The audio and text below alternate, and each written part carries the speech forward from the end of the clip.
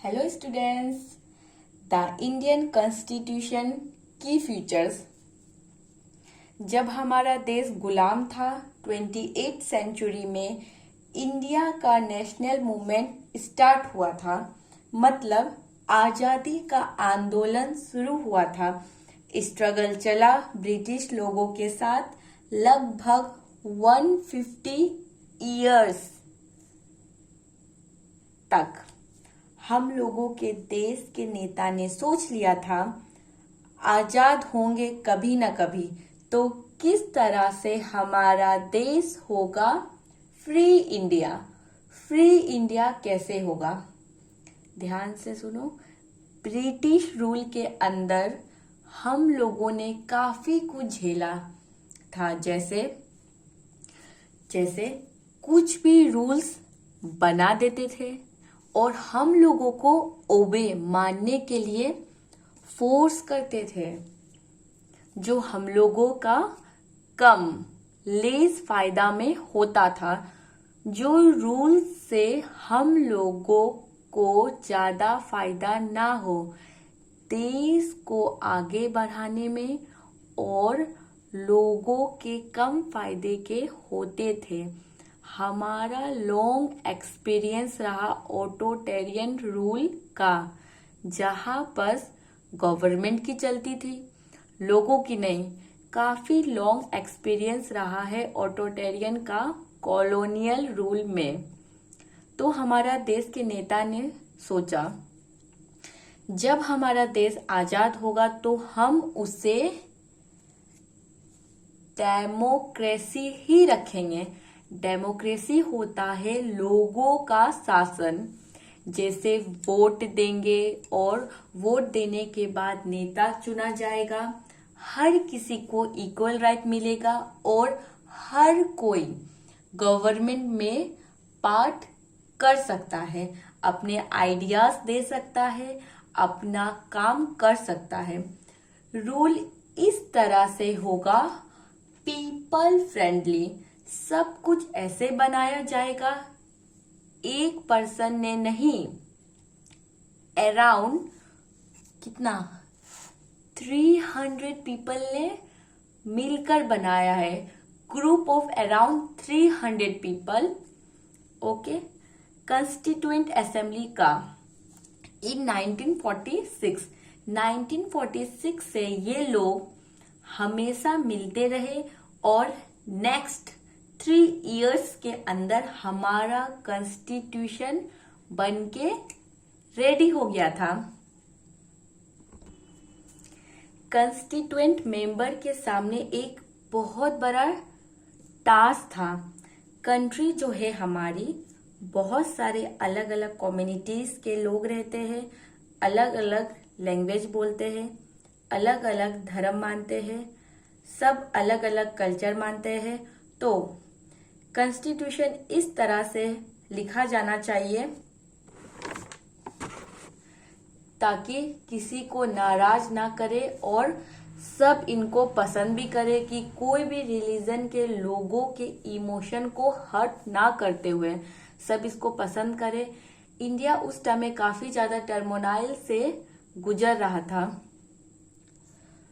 Okay. India and Pakistan का time चल रहा था। ब्रिटिश अपने देश वापस जा रहे थे। बहुत सारी चीजें उस टाइम में हो रही थी। पार्टीशन हो रहा था। कुछ एरियाज तो ब्रिटिशर ने डायरेक्ट अपने कंट्रोल में कर लिया था, कुछ एरिया राजा के पास थे। सब मिलके अपना फ्यूचर प्लान डिसाइड कर रहे थे।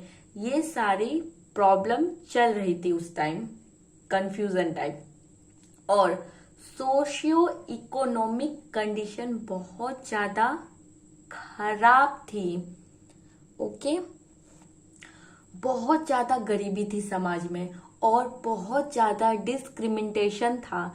ये सारे के सारे इशू दिमाग में रख के कॉन्स्टिट्यूएंट असेंबली ने कॉन्स्टिट्यूशन का ड्राफ्ट बनाया और कल्पना इमेज करके आगे का फ्यूचर का क्या ध्यान में रखा जाए कि हमारा डाइवर्सिटी भी मीन्स हम सब धर्म से अलग तो है, पर जोर जबरदस्ती करके एक जैसा नहीं बनाना है।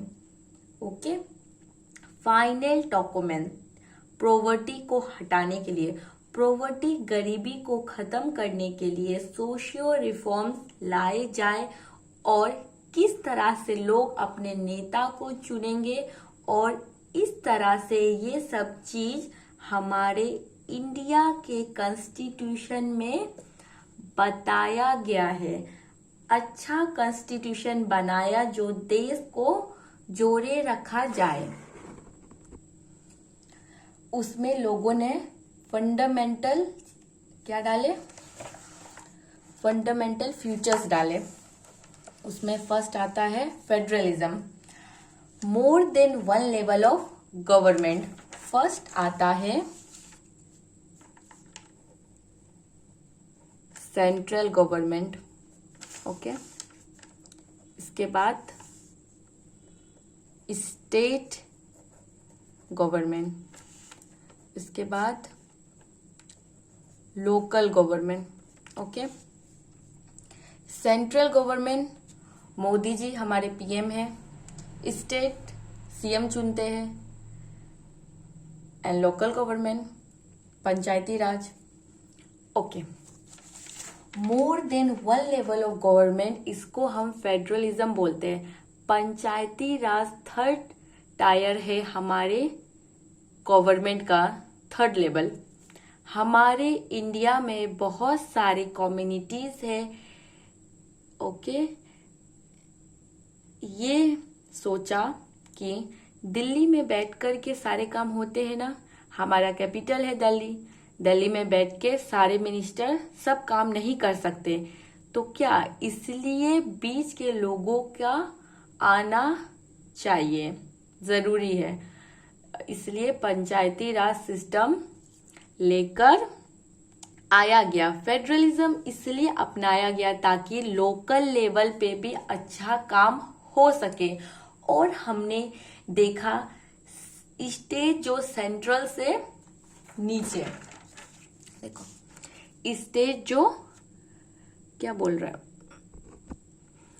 स्टेट जो सेंट्रल से नीचे आ रहा है, मगर इसका ये मतलब नहीं कि स्टेट गवर्नमेंट अपना कोई इम्पोर्टेंट डिसीजन नहीं ले सकती।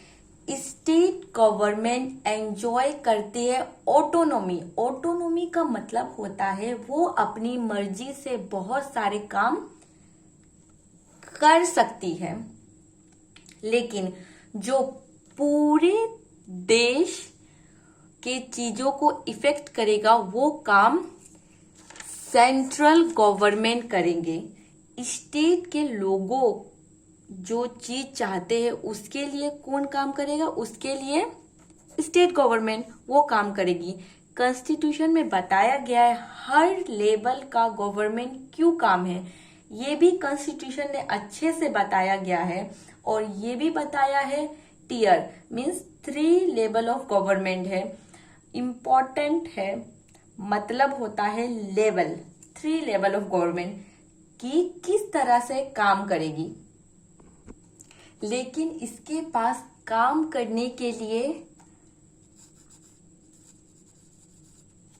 पैसे कहाँ से आएंगे, ये सारी चीजें भी हमारे कॉन्स्टिट्यूशन में अच्छी तरह से बताई गई है कि काम करने के लिए मनी कहाँ से आएगा। फेडरलिज्म में स्टेट सिर्फ एजेंट्स नहीं होंगे। एजेंसी का मतलब एजेंसी का मतलब होता है सेंट्रल गवर्नमेंट के नीचे ही काम नहीं करेगी, सेंट्रल गवर्नमेंट के नीचे ही काम नहीं करेगी, सेंट्रल गवर्नमेंट के नीचे ही काम नहीं करेगी स्टेट गवर्नमेंट, बल्कि वो अपना लॉ खुद भी बना सकती है। इसलिए हमारे देश का हर नागरिक